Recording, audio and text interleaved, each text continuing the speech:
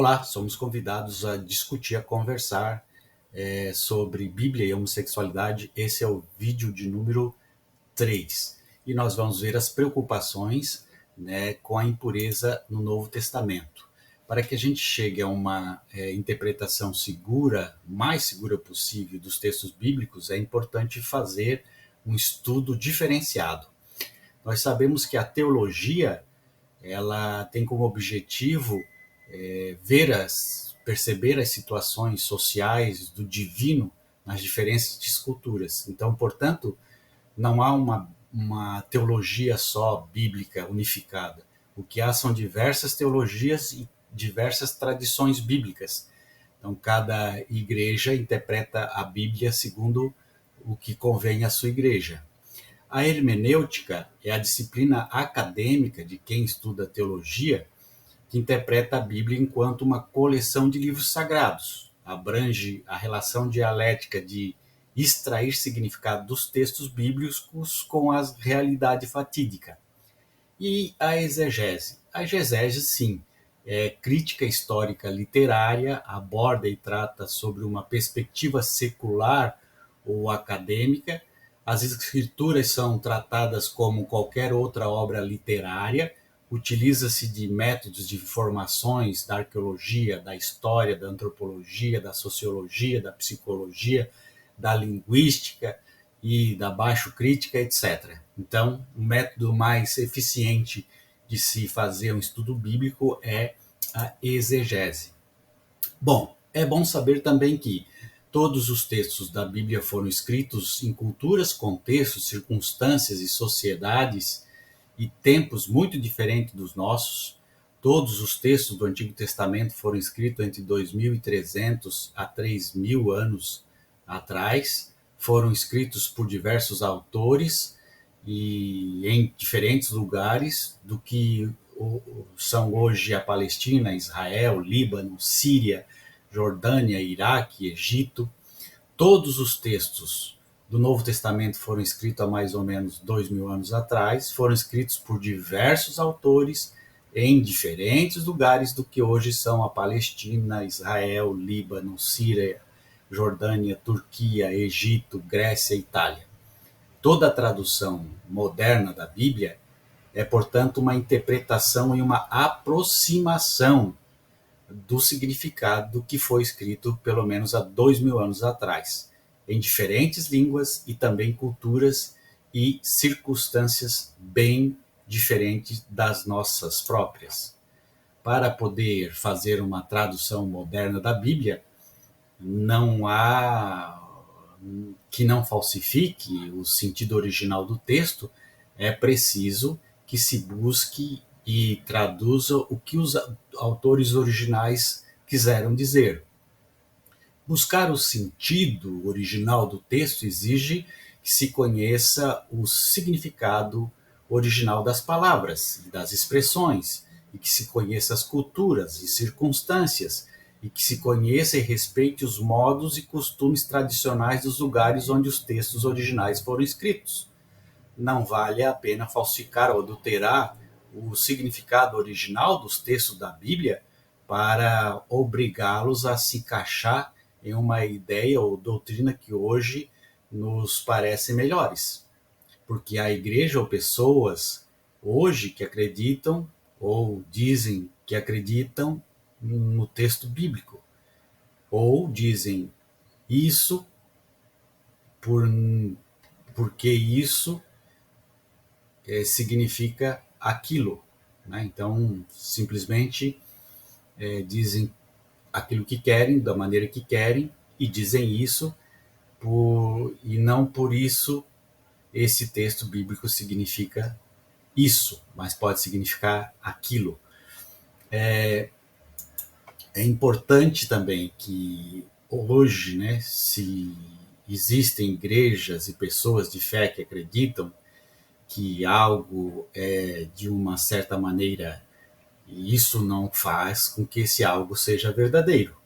A sinceridade não é o que está em questão, mas sim o conhecimento seguro e sólido da Bíblia. Buscar o sentido original do texto exige que se conheça o significado original das palavras e das expressões, que se conheça as culturas, as circunstâncias, e que se conheça e respeite os modos e costumes tradicionais dos lugares onde os textos originais foram escritos. Embora seja impossível garantir que se entenda tudo o que os autores originais disseram ou quiseram dizer, não há outra alternativa senão estudar e aprender a interpretar, com os pés no chão, observando a história, as ciências e a opinião dos e das especialistas respeitados e respeitadas. Vamos ver. O Testamento hebreu, né, o Antigo Testamento, proíbe a homoafetividade por motivo de pureza. O sexo homoafetivo torna o homem impuro para a religião judaica. Nós podemos ter como um exemplo aqui a circuncisão. A circuncisão, se o homem não fosse circuncidado, ele não era judeu. Mas quem não era circuncidado não se pensava que fosse rejeitado por Deus. Ele só não era judeu. Até os judeus louvavam algumas atitudes dos gentios. Então, por os gentios, porque eles não eram circuncidados, eles não eram judeus, mas isso não significa que eram pessoas más. Então, é importante a gente entender que na cultura religiosa judaica, a circuncisão era uma regra para se pertencer a essa cultura. E em outras culturas, não. O mesmo acontece com a homoafetividade. Dentro da cultura judia, não se poderia praticar o afeto homoafetivo. Mas isso não significa que seria uma coisa ruim. Outras culturas poderiam realizar esta façanha. Então, a circuncisão aqui era um mandamento da lei judaica e fazia parte da vida dos judeus, mas não era necessariamente o que fazia uma pessoa boa, justa e correta perante Deus, né? Rejeitar a homossexualidade não faz uma pessoa boa, justa e correta perante Deus. Para que a gente possa estudar os textos bíblicos do Novo Testamento, que falam sobre a homoafetividade, é importante a gente entender o livro de Lucas, capítulo 1, versículo de 1 a 4, que prova para nós que a Bíblia não é inspirada. Vamos ver esse texto? Muitos já se dedicaram a elaborar um relato dos fatos de que se cumpriram entre nós, conforme nos foram transmitidos por aqueles que desde o início foram testemunhas oculares e servos da palavra.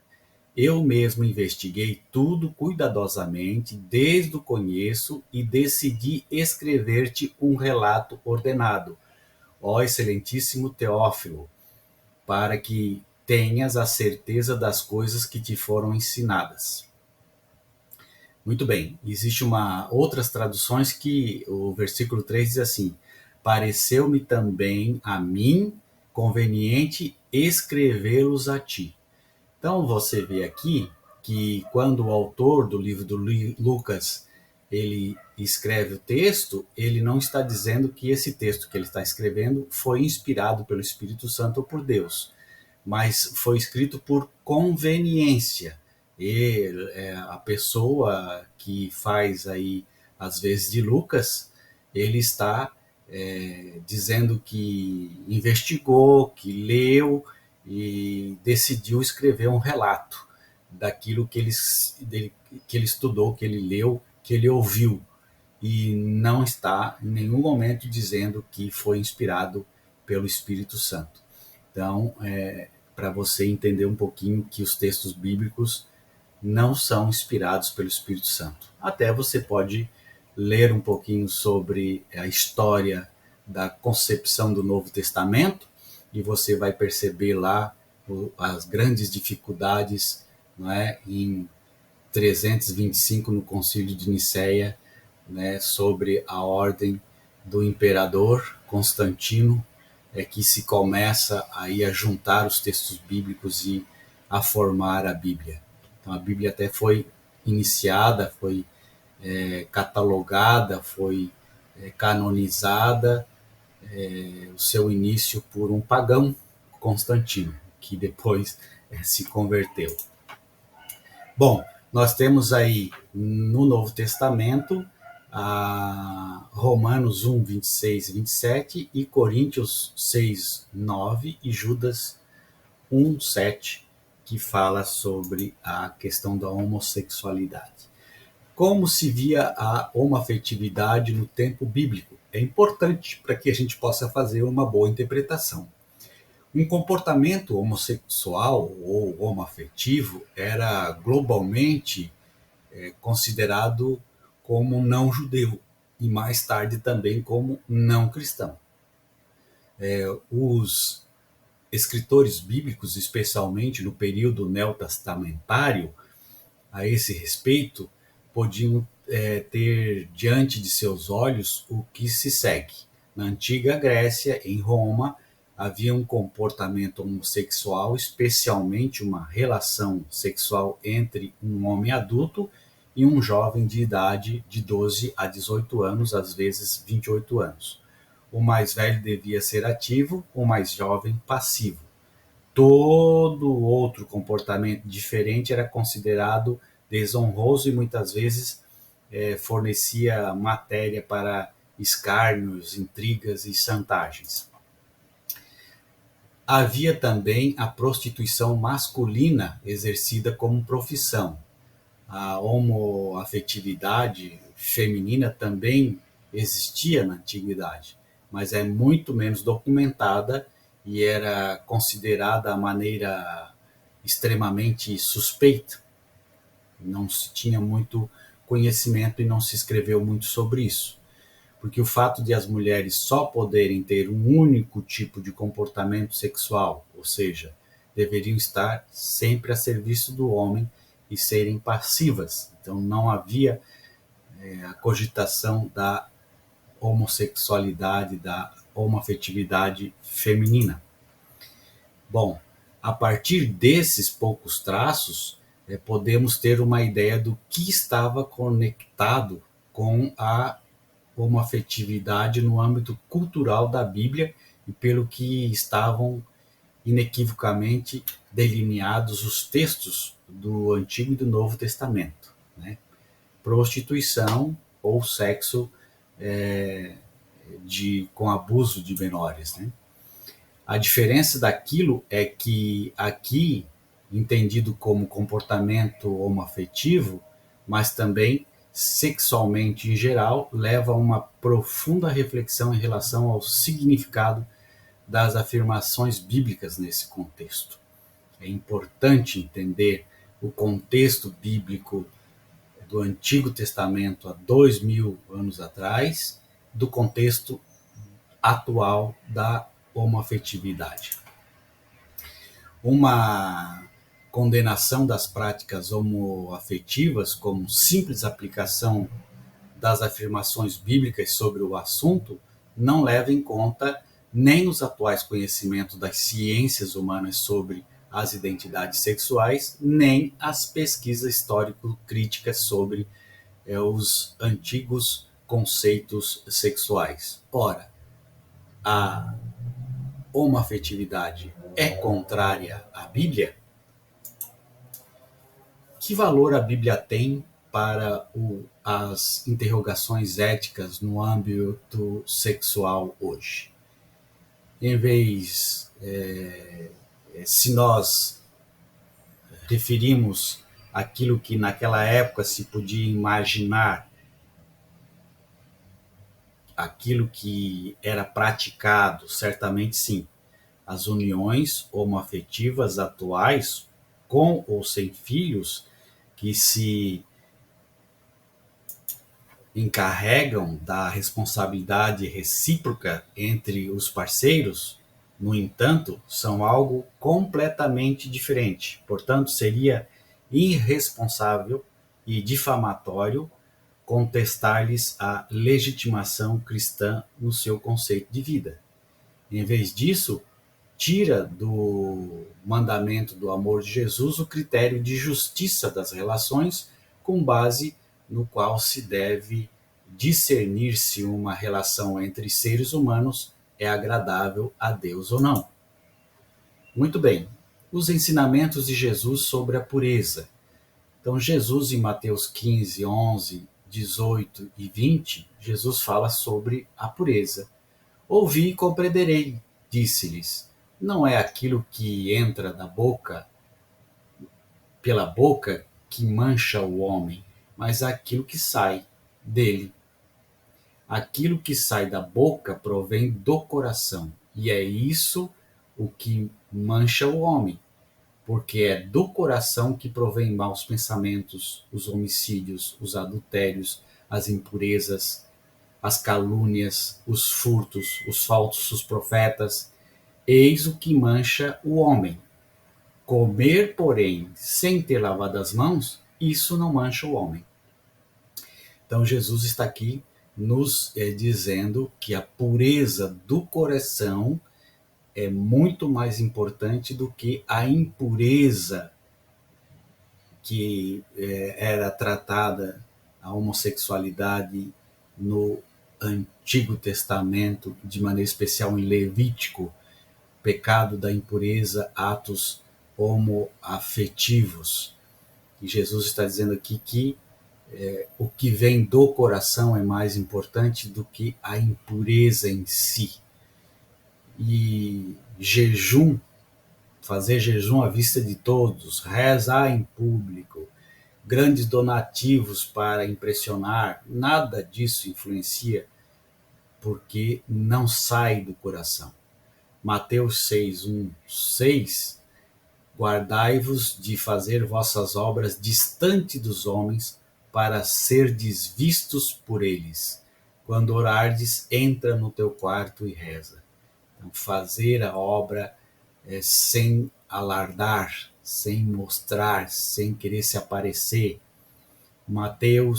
Marcos 12, 42 a 44. Jesus elogia a oferta da viúva, que são algumas moedas, mas é tudo que ela tem. Tudo que ela tem na pureza do seu coração. Marcos 7, 6. Este povo ora com os lábios, mas o seu coração está longe de mim. Não adianta rezar apenas blá blá blá blá blá blá blá blá blá blá blá, mas o coração estar longe de Deus. Mateus 5, 28. Todo aquele que lançar um olhar de cobiça para uma mulher já adulterou com ela em seu coração. Mateus 18, 35. Perdoar de coração, Jesus ensina nesse texto bíblico. Mateus 5, 28. Bem-aventurados os corações puros, porque merecerão o reino.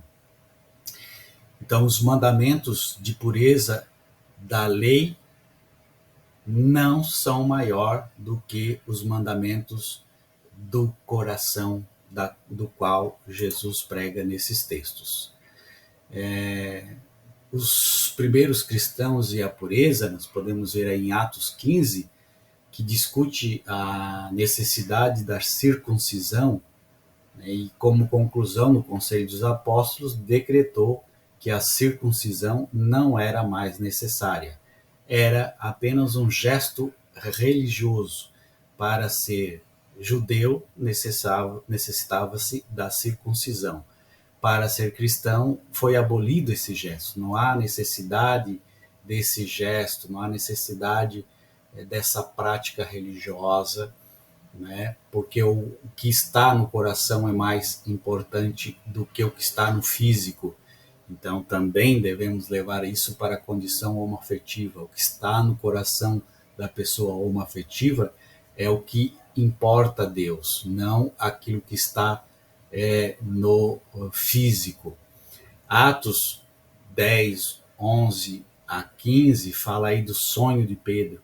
Deus não considera ninguém impuro, diz esse sonho de Pedro.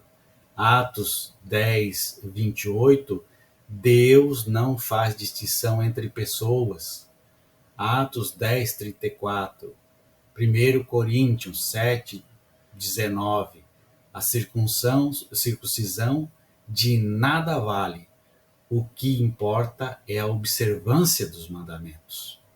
Gálatas 5, 6, de nada vale em Cristo Jesus, mas sim a fé que opera pela caridade. Mais importante é a fé, não regras. Romanos 2, 29. É verdadeira, e verdadeira é a circuncisão, é a do coração. Aí, muito importante esse texto. Romanos 14, 14. Sei, estou convencido no Senhor Jesus de que nenhuma coisa é impura em si mesma. Portanto, aqui, nesses textos, são abolidos toda a regra de impureza do Antigo Testamento. Então, tudo aquilo que era considerado impuro no Antigo Testamento, dentre eles a questão homoafetiva, é abandonada e é colocada no lugar o amor, a compreensão, a fé, né? E nada disso vale sem a fé verdadeira. Nós podemos ver em 1 Coríntios 6, 9 e 10, o primeiro texto, esse 1 Coríntios, São Paulo escreveu. O segundo, a primeira carta a Timóteo, foi escrito por um discípulo de Paulo na geração seguinte. Em Timóteo 1:10, ambos os textos, tanto Coríntios como Timóteo, no original usam a palavra grega malakoi, no plural malako, no singular, onde as traduções modernas traduzem como homossexual. Mas a palavra malakoi ou malakos não significa homossexual, mas sim indecente ou imoral. O mais forte era masturbadores, porém nunca significou homossexual e jamais incluiu qualquer referência à homossexualidade. Então, o mundo no Novo Testamento conhecia a homoafetividade, mas nem Paulo nem os seus discípulos usaram termos que naquela época seriam claramente conhecidos como uma referência à homoafetividade por todos os seus leitores. Em nenhum lugar do Novo Testamento aparece nenhuma dessas palavras claramente conhecidas. Nenhum desses dois textos aqui, portanto, tem a ver com a homossexualidade. Nós vimos em Romanos 1, 26 a 27, o texto diz assim: por isso Deus os abandonou às paixões infames, porque até as suas mulheres mudaram o uso natural, no contrário à natureza. Nós vimos aqui que, nesse texto, está falando sobre a homoafetividade feminina, né? Uma carta, esse texto é uma carta aos Romanos, escrito por São Paulo. No primeiro capítulo, entre outras coisas, o autor fala sobre o julgamento de Deus contra a raça humana. Paulo oferece uma série de exemplos e consequências de continuar a seguir a mentira ao invés da verdade. E entre os exemplos e as consequências estão os versículos citados aí, neste texto de Romanos 26, 27. Paulo oferece uma série de exemplos, né, e consequências para continuar a seguir a mentira ao invés da verdade. Então, isso é importante a gente entender. E essas consequências, esses exemplos, estão aí nos versículos citados, né? Que Paulo não acredita que os cristãos estão obrigados a seguir as regras e proibições da lei judaica.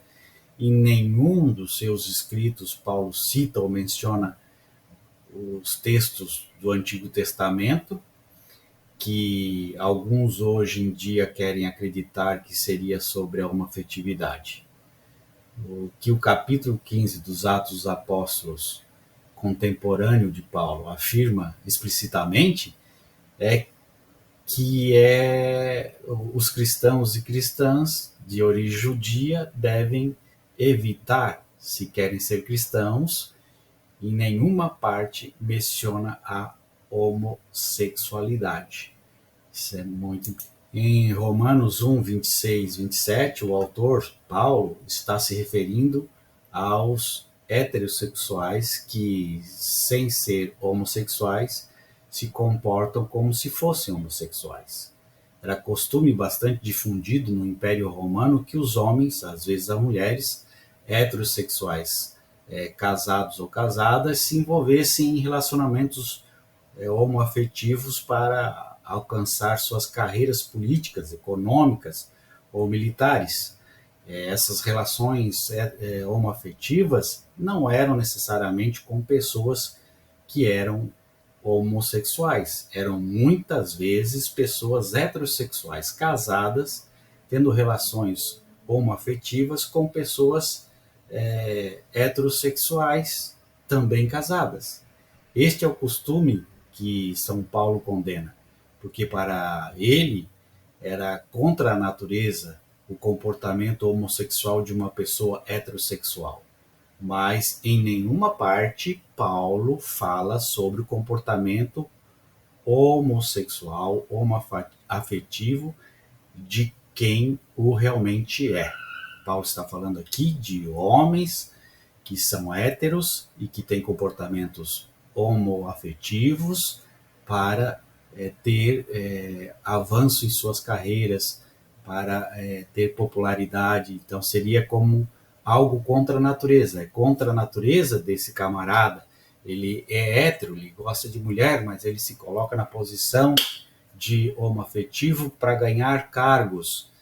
E Paulo não está falando exatamente da pessoa que é homoafetiva.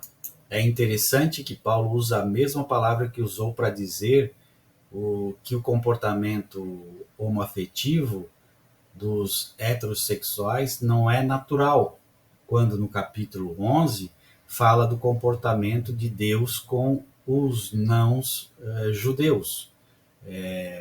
Como o autor desses 2 versículos da carta aos Romanos fala do julgamento de Deus contra a humanidade que preferiu seguir e acreditar na mentira ao invés de seguir e acreditar na verdade.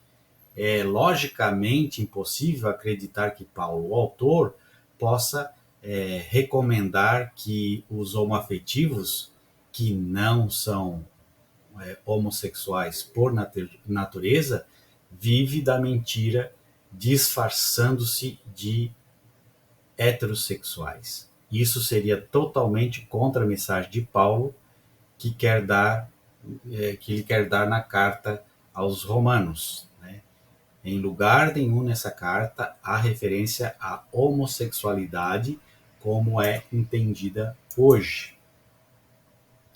Então nós podemos entender que do Novo Testamento é rejeitada a base bíblica para condenar o sexo entre homens, entre mulheres, o sexo homoafetivo, seja por conta da impureza, que foi então substituída pela fé e pela pureza de coração, ou qualquer outra coisa.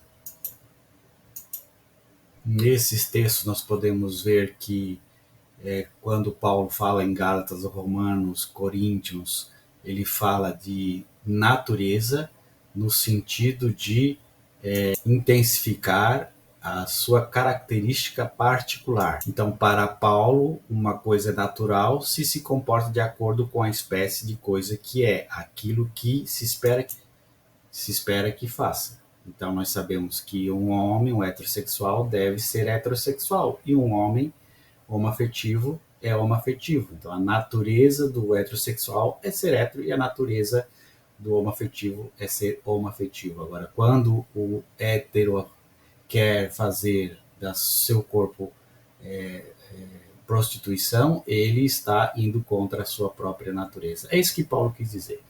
Um grande abraço a você, muito obrigado, até mais.